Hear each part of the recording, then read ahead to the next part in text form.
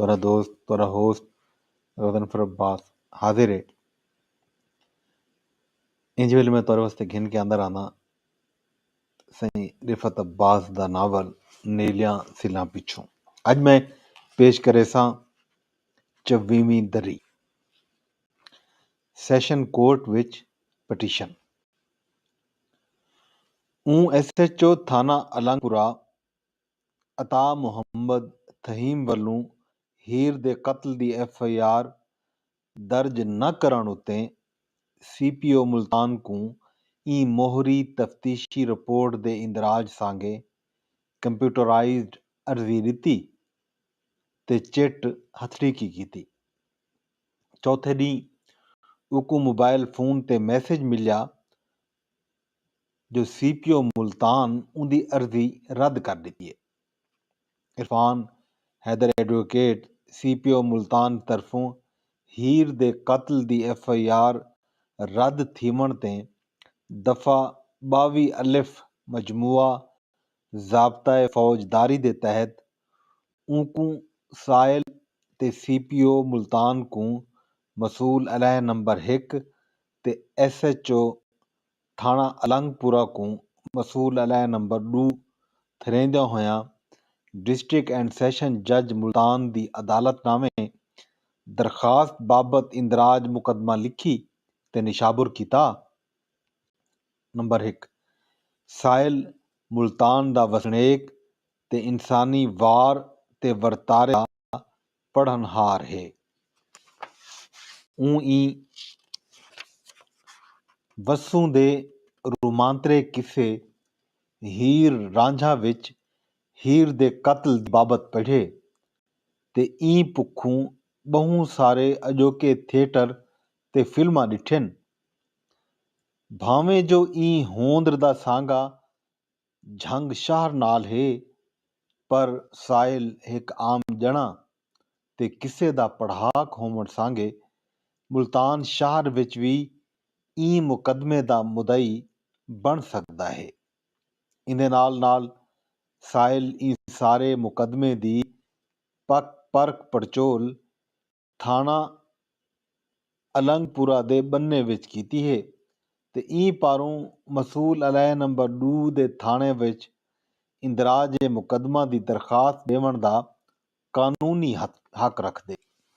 Number 2 किस्सा हीर रांझा दा पहले शायर दमोदर दास वल्द लक्ष्मण दास सकना झंग मघियाणा ते किस्सा हीरिस वारिस शाह दे लिखारी सैयद वारिस शाह वल्द सैयद गुल शेर शाह सकना जंडियाला शेर खान ई कत्ल दे लिखत वारी ते नारंगी वल्द जिंद वड्डा सुनारा सकना उच शरीफ ते राहत पटोली वल्द जुम्मन मुल्तानी सकना महल्ला पटोलिया मुल्तान ई किस्से दे बोलनहारी गवाह हैं।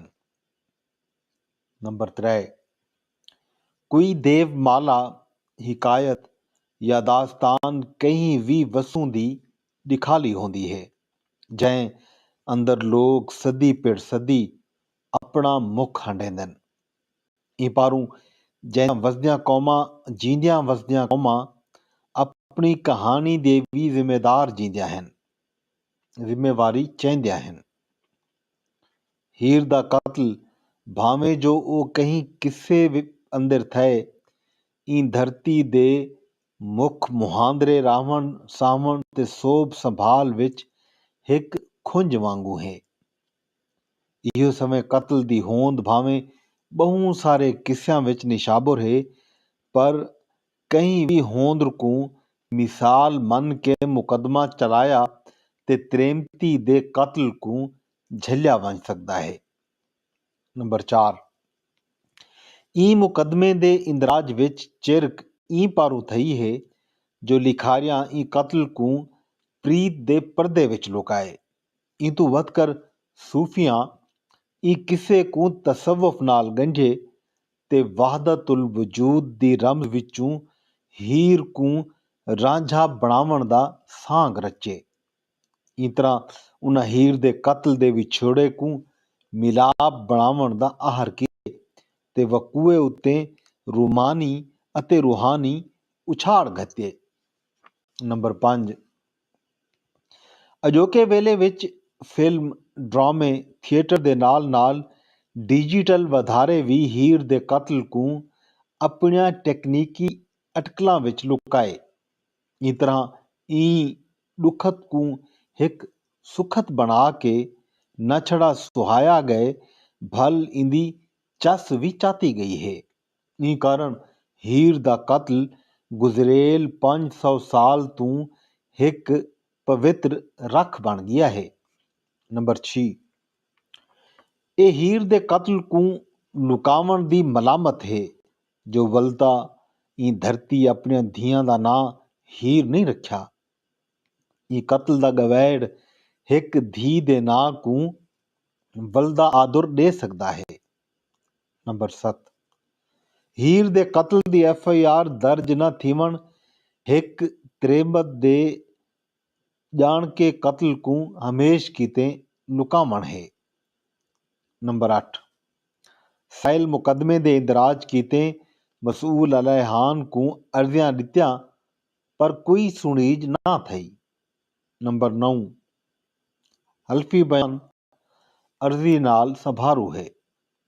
ਇਨ੍ਹਾਂ ਹਾਲਾਤ ਵਿੱਚ ਅਰਦਾਸ ਹੈ ਜੋ ਅਦਾਲਤ ਮਸੂਲ ਅਲੈਹ ਨੰਬਰ 2 ਨੂੰ ਹੀਰ ਦੇ ਕਤਲ ਦੀ FIR ਕੱਟਣ ਦਾ ਹੁਕਮ ਦੇਵੇ ਤਾਂ ਜੋ ਜ਼ਿੰਮੇਵਾਰਾਂ ਨੂੰ ਜੁਰਮੀ ਸਜ਼ਾ ਮਿਲੇ। ਅਗਲੇ ਦਿਨ Irfan Haider advocate session court ਵਿੱਚ ਪਟੀਸ਼ਨ ਘੱਤ ਦਿੱਤੀ।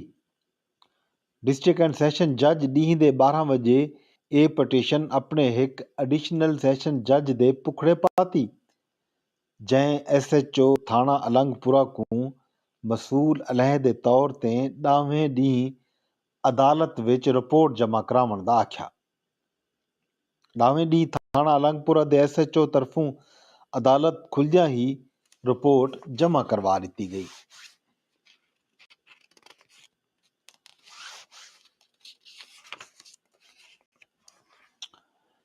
ਊਂ ਨਿਵਾਰ ਹੀ ਇਰਫਾਨ ਹੈਦਰ ਐਡਵੋਕੇਟ ਹੀਰ ਦੇ ਕਤਲ ਦੀ FIR ਸਾਂਗੇ ਜੱਜ ਅੱਗੋਂ ਆਪਣੇ ਦਲਾਇਲ ਦਿੱਤੇ। ਐਡੀਸ਼ਨਲ ਸੈਸ਼ਨ ਜੱਜ ਕੁਝ ਵਿੱਥੀ ਦਿੰਦੇ ਹੋਏ ਡੀਂਹ ਦੇ 2:30 ਵਜੇ ਇਹ ਨੰਢੜੀ ਜਿਹੀ ਲਿਖਤ ਨਾਲ ਉਹਨਾਂ ਦੀ ਅਰਜ਼ੀ ਫੋਕ ਕਰ ਦਿੱਤੀ। ਹੁਕਮਨਾਮਾ, ਇਹ ਅਰਜ਼ੀ ਇੱਕ ਲੋਕ ਕਿਸੇ ਤੇ ਰਿਆਸਤੀ ਕਾਨੂੰਨ ਨੂੰ ਗੰਢਣ ਦਾ ਬੇਥੱਥਾ ਆਹਰ ਹੈ। ਇਹ ਬਾਰੇ ਵਿੱਚ ਰਿਪੋਰਟ SHO ਦੀ ਅਰਜ਼ੀ ਗੁਜ਼ਾਰ ਦੇ ਉਪਟ ਹੈ। ਇਹ ਪਰੋਂ ਇਹ ਦਰਖਾਸਤ ਅਦਾਲਤ ਦੀ ਸੁਣਤਕਾਰੀ ਵਿੱਚ ਨਹੀਂ ਆਉਂਦੀ ਤੇ ਰੱਦ ਕੀਤੀ ਵੇਂਦੀ ਹੈ। ਜੀ ਸਹੀ, ਇਹੀ ਰਿਫਤ ਅਬਾਸ ਦੇ ਨਾਵਲ ਨੀਲਿਆਂ ਸਿੱਲਾਂ ਪਿੱਛੋਂ ਦੀ 24ਵੀਂ ਦਰੀ ਜਿਹੜੀ ਮੈਂ ਤੁਹਾਡੇ ਨਾਲ ਅੱਜ ਸਾਂਝੀ ਕੀਤੀ ਹੈ।